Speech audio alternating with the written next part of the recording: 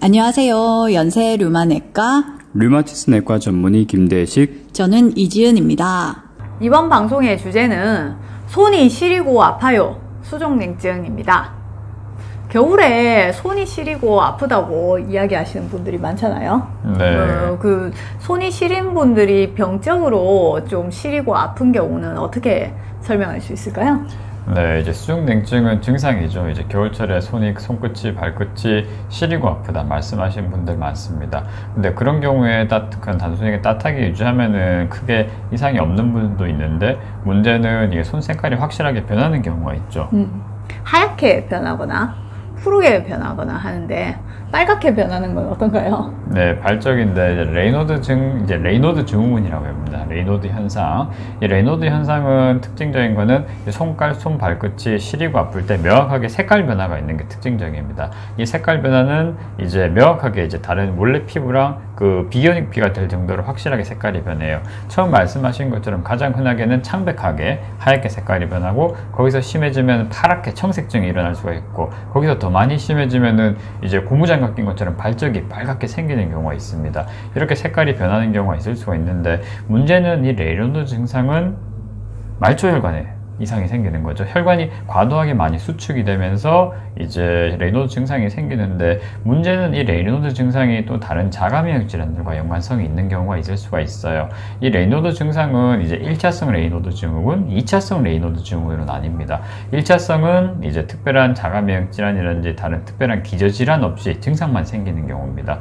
보통 이제 1차성 레이노드 증후군은 이제 여성분들이, 남성분보다 여성분이 좀 흔한 경우가 있을 수가 있고, 이런 경우에는 증상이 많이 심하면은 증상을 좀 완화시킬 수 있도록 저희가 약을 처방을 해드리죠. 보통은 저희가 장갑기라고 말씀드리잖아요. 네, 그렇죠. 또 조금 이따 설명드리겠지만 몇 가지 가려야 될 음식들도 있고, 그 다음에 겨울철에 좀 따뜻하게 유지하고 핫팩 같은 거 꼭 갖고 다니라고 말씀을 드리고, 대부분 이제 2차성이 아닌 1차성 같은 경우에는 크게 이상이 없으면은 경과 관찰만 하면서 증상만 저희가 완화시켜 드린 경우가 많습니다. 약 드시면 좋아집니까? 네, 그 레이노드 증후군 있으신 분들이 이게 증상 심할 때는 혈관 확장제를 드릴 수가 있어요. 그러면은 이제 말초 혈관이 과도하게 많이 수축이 되면서 이제 증상이 악화가 되는 건데, 혈관 확장제를 드시면은 증상이 완화될 수가 있습니다. 혈관 확장제 말고도 다른 약들이 있는데, 그런 것들은 경과에 따라서 좀 조절이 달라질 수가 있고요.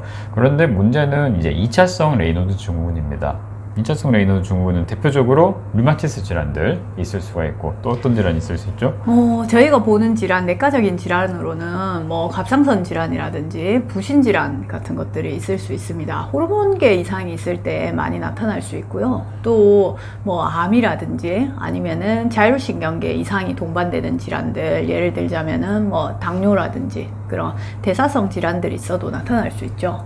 그리고 약물이 많이 2차성 레이노드에는 약물이 많이 영향을 미치잖아요.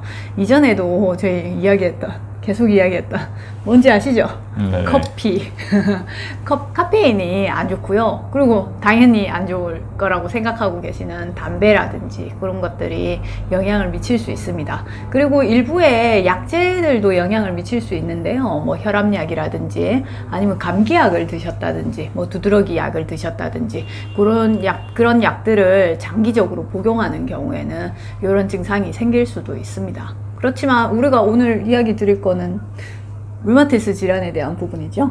네, 이제 말씀하셨던 것처럼 이제 다른 내과적 질환들, 그리고 약물에 의해서, 그 다음에 커피라든지 흡연에 의해서 혈관 수축이 일어나는 경우가 있을 수가 있어요. 이런 경우에는 원인을 교정하면 괜찮아지는데, 문제는 이게 저희가 류마티스 내과에서 중점적으로 진료를 하는 자가면역 질환들 때문에 레이노드 증후군이 생기는 경우가 있을 수 있습니다. 네, 이제 류마티스 질환들 중에서는 대표적으로 레이노드 증후군을 유발할 수 있는 게 전신경화증이라는 병이 있습니다. 말 그대로 전신이 굳어지는 병인데, 이게 처음 시작되는 거는 대부분 1차성으로 레이노드 증후군부터 시작되는 경우가 많이 있어요. 이제 문제는 레이노드 증후군이 색깔이 변하다가 많이 심해지면은 혈류 장애가 생기면서 괴사가 생깁니다. 이제 정상 조직이 괴사가 생기면서 궤양이 생기고 헐기 시작하는 거거든요.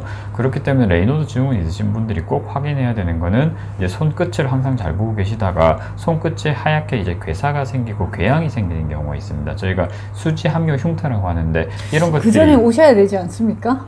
네, 물론 그때 오셔야 되고 저희가 진행 소견이 있으면 꼭 이제 체크를 해야 된다고 말씀드리는데 혹시 손발 시린 분들 잘 보세요. 보시고 혹시 손끝에 뭔가 궤양이 생기고 상처가 생기는 것 같다. 이게 단순한 상처가 아니라 혹시 이런 전신경화증이라든지 이런 것들이 진행될 수 있는 요인이 될 수 있기 때문에 꼭 체크를 하셔야 됩니다. 문제는 전신경화증이 처음 진행되는 거는 손끝이 시리고 아프다, 거기서 심해지면 궤양이 생긴다, 괴사가 생긴다. 이게 많이 진행되면은 이게 혈류장애가 많이 진행되면 나중에는 손가락을 절단해야 되는 경우도 있을 수 있어요. 또 문제는 전신경화증 자체가 관절염증을 유발할 수가 있고 역시 다른 자가면역 질환처럼 내부 장기 쪽으로 합병증이 생길 수가 있습니다. 대표적으로는 폐가 침범이 될 수가 있죠. 폐가 굳어지는 폐섬유화가 생기는 경우가 있을 수가 있고 간질성 폐렴 같은 것들이 진행되면서 호흡기내과 쪽으로도 많이 문제가 될 수가 있습니다. 또 이게 신장 질환도 문제가 일으킬 수가 있어요.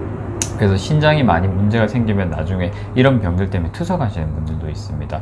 그렇기 때문에 뭔가 레이노드 증상이 단순한 증상뿐만이 아니라 다른 자가면역 질환을 악화시킬 수 있는 초기 증상일 수 있기 때문에 꼭 체크를 하셔야 되고, 이제 대표적으로 전신경화증이 레이노드를 유발하는 류마티스 질환 중에 가장 흔해요. 90% 정도인데 그 외에도 많이 들어보신 루푸스라든지 류마티스 관절염이 있으신 분들도 레이노드 증후군이 같이 동반될 수가 있습니다. 역시 루푸스가 있으신 분들도 레이노드 증후군 증상 때문에 경과가 나빠질 수가 있기 때문에 체크를 하셔야 되고, 그 외에도 저희가 이제 그 중복 증후군이라든지 아니면 섬유 근육통도 있지 않습니까? 네, 섬유 근육통도 이제 레이노드랑 동반되는 경우가 있을 수가 있죠. 그리고 혼합결제 조직 질환이라든지 다양한 자가면역 질환도 있을 수 있기 때문에 저희가 꼭 레이노드 증후군이 있으면은 그런 자가면역 질환이 진행되진 않은지 자가항체 체크를 합니다. 전신경화증 같은 경우에는 대표적으로 항중심체 항체라는 것들이 대부분 양성이 나오는 경우가 있을 수가 있고, 루푸스 같은 경우에는 항해항체라든지 그 다음에 중복증후군 같은 경우에는